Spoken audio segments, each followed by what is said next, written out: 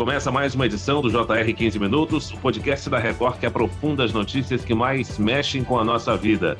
A Secretaria de Saúde de Goiás investiga um surto de diarreia aguda em 13 municípios do estado. Além de uma bactéria encontrada em amostras de água, se investiga a possibilidade do rotavírus ser a causa do surto. O rotavírus é um dos principais causadores de diarreia grave em crianças menores de 5 anos. De acordo com a Organização Mundial da Saúde, a doença é responsável por mais de 200 mil mortes por ano. O que é o rotavírus e como ele afeta o organismo? Quais são os sintomas da infecção? Que medidas podem ser adotadas para se prevenir? Existem vacinas disponíveis?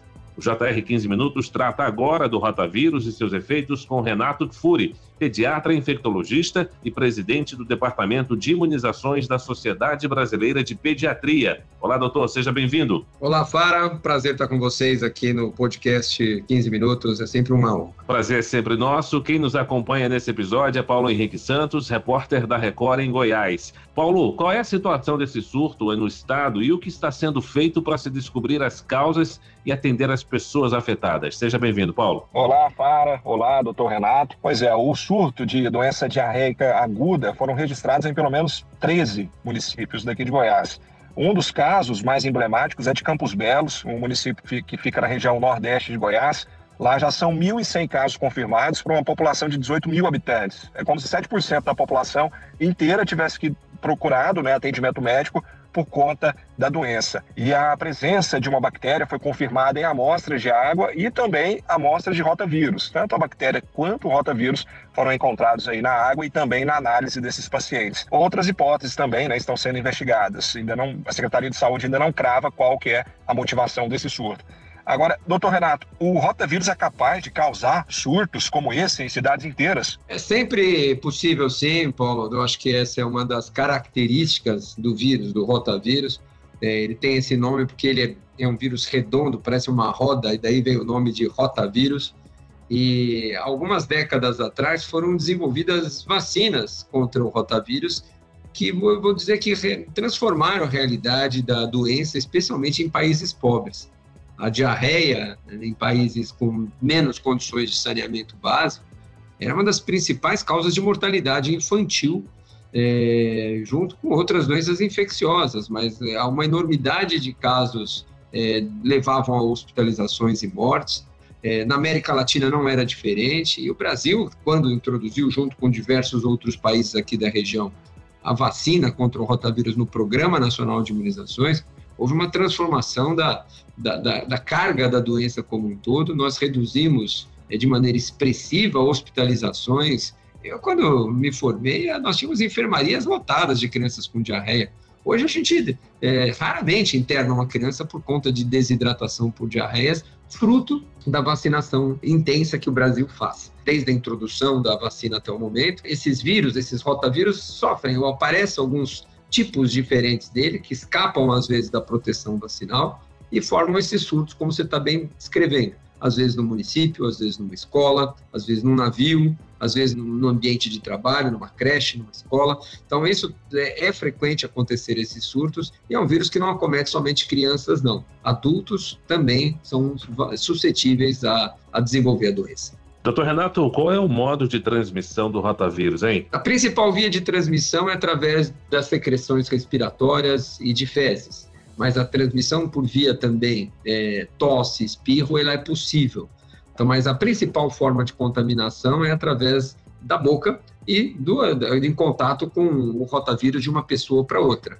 Então, as epidemias, por exemplo, familiares, um bebê, uma criança com uma diarreia, o fato dos pais, dos irmãos manipularem aquelas fraldas na hora de trocar, ou mesmo de contato direto, compartilhando alimentos, copos, bebidas, é a forma mais comum. Não são raros os surtos familiares da doença. Mas também é possível a transmissão por via respiratória, através de tosse, espirros, fala, mas a principal via é a via oral, fecal, que a gente chama, entra realmente pela boca, através de mãos contaminadas, ou alimentos, ou mesmo água. Doutor Renato, explica pra gente quais são os sintomas mais comuns dessa doença, como é que a pessoa pode ter uma noção de que esteja com rotavírus no organismo? Como toda gastroenterite, que é o nome que a gente dá para esses sintomas intestinais, cólica, fezes amolecidas, náuseas, vômitos, mal-estar e muitas vezes febre. A febre costuma acontecer nos primeiros dias de doença. É muito difícil nós distinguirmos se uma diarreia é causada por um rotavírus, por uma intoxicação alimentar, às vezes por uma bactéria ou até por outros vírus causadores de diarreia, por exemplo, o norovírus, que é outro vírus bastante comum hoje em dia também.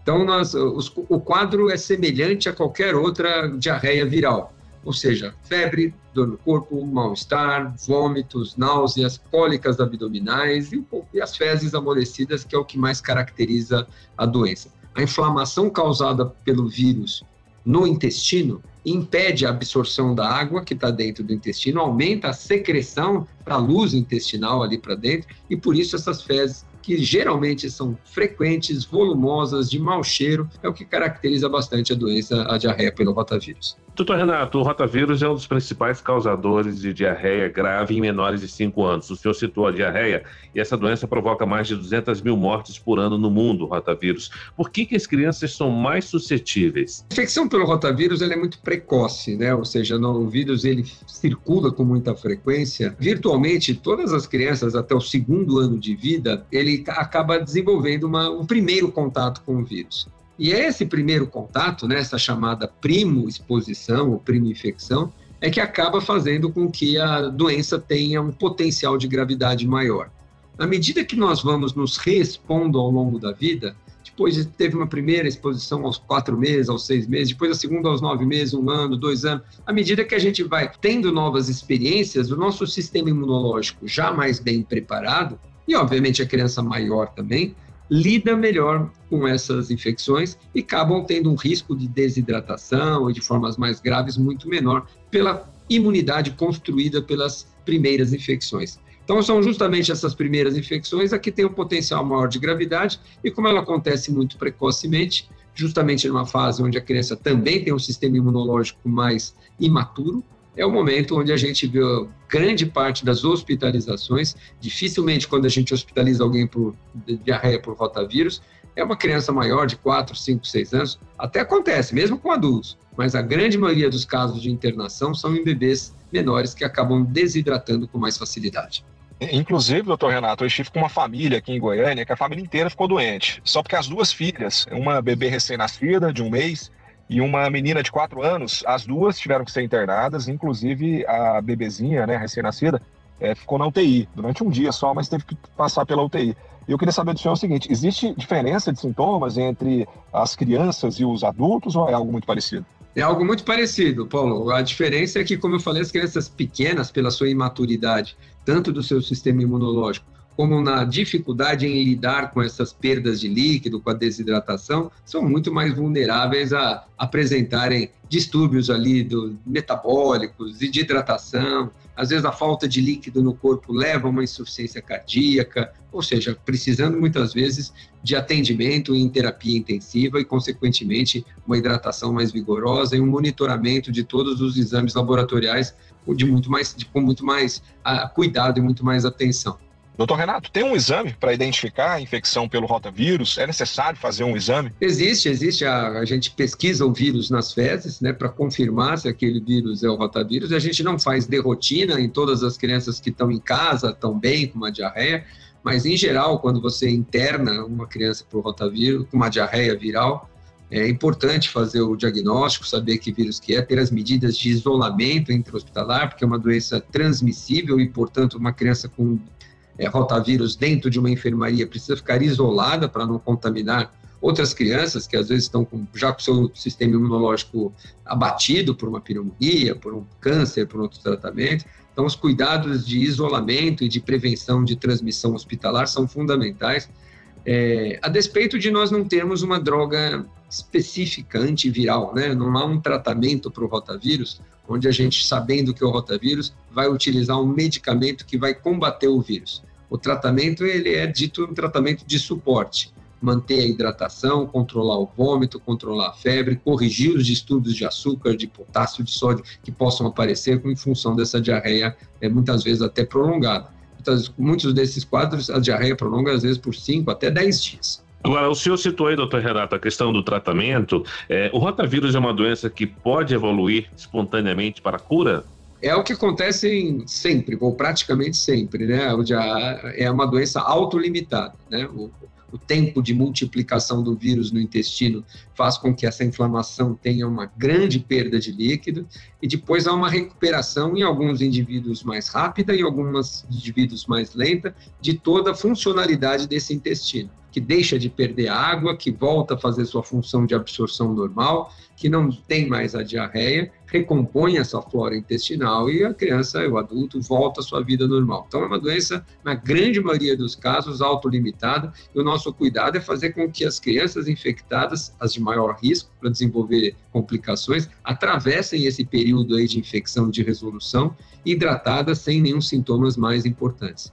Além dos outros desconfortos, né? A cólica, as assaduras, muito comuns em crianças que fazem muitas evacuações, são, obviamente, outros tratamentos secundários tão importantes quanto manter uma boa hidratação. Doutor Renato, o senhor falou da vacina contra o rotavírus. Eu queria saber quando que essa vacina pode ser aplicada, né? Quando que ela é aplicada e se ela é disponível pelo Sistema Único de Saúde. Existem 2 vacinas contra o rotavírus licenciadas no país. O Programa Nacional de Imunizações utiliza uma vacina monovalente, que a gente chama, com um tipo só de rotavírus, que tem uma proteção cruzada para os demais tipos de rotavírus, e uma vacina que em 2 doses aplicadas aos 2 e 4 meses de vida. Veja como elas devem ser dadas precocemente, né? Porque é a idade de maior vulnerabilidade mesmo. Então, 2 e 4 meses, disponível no SUS há mais de 2 décadas, importantíssimo que todas as crianças não atrasem, não deixem de tomar e tomem oportunamente, ou seja, na idade correta. Existe uma outra vacina disponível em clínica privada, que é uma vacina chamada pentavalente.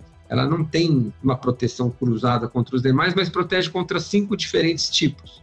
Essa é dada em 3 doses e tem uma eficácia muito semelhante a essa vacina que o SUS usa. Então, nós aconselhamos que, obviamente, independente se vai fazer a vacina no serviço público ou no privado, o importante é que seja vacinado. O importante é que receba as doses da vacina do rotavírus na idade correta e deixe a criança protegida justamente no primeiro semestre de vida, que é a fase de maior risco, de maior vulnerabilidade de desencadear uma desidratação pelo rotavírus. Doutor Renato, segundo o Sistema de Informação do Programa Nacional de Imunizações, aqui no país, em 2022, foram aplicadas cerca de 3,9 milhões de doses da vacina contra o rotavírus, que representou 73% na cobertura vacinal. Eu queria saber por que a gente não consegue atingir a meta, chegar perto da meta de 90%. Esse é o grande desafio dos últimos anos, né? Nós, de 2015 para cá, 2016, nos últimos 8 anos, a gente vinha assistindo uma queda nas taxas, não só de vacinação, não só para o rotavírus, mas praticamente para todas as vacinas. E com a pandemia, obviamente, o distanciamento e o receio de frequentar a unidade de saúde, houve uma piora ainda maior, expressiva, que foi interrompida essa queda em 2022, e em 2023 a gente já teve uma recuperação, e parece que em 2024 vamos caminhando para um fechamento de um ano ainda, não com a cobertura ideal, mas muito mais próximas, acima de 80% no nível de vacinação. Investimentos em conscientização da população, em horários mais estendidos de postos de saúde, melhorando o acesso, melhorando a confiança na população. Então, nós tivemos aí um grande desgaste do programa de imunizações, muito fruto de diversos fatores, como desinformação, fake news, mas principalmente do próprio sucesso que as vacinas fizeram.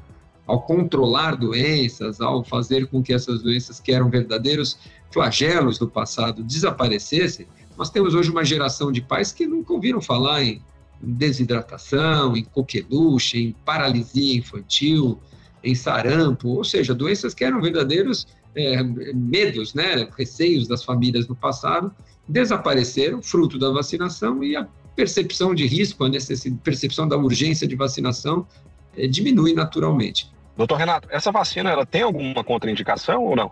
São raríssimas as contraindicações. Então, crianças, às vezes, que tiveram no berçário, recém-nascidos, uma cirurgia no abdômen, ou crianças que nascem com algum defeito grave da imunidade, muitas vezes essas vacinas são contraindicadas. Ou, às vezes, apresentam um efeito colateral, alguma reação alérgica à primeira dose, a segunda dose é contraindicada, mas são raríssimas e são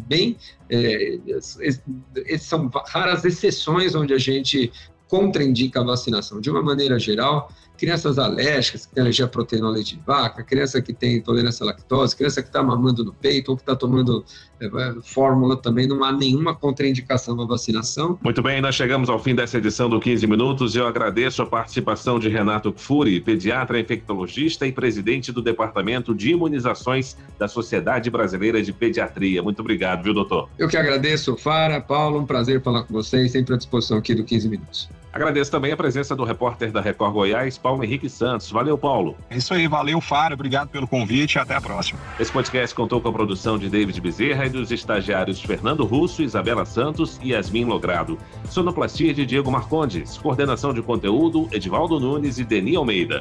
Direção editorial, Tiago Contreira. Vice-presidente de jornalismo, Antônio Guerreiro.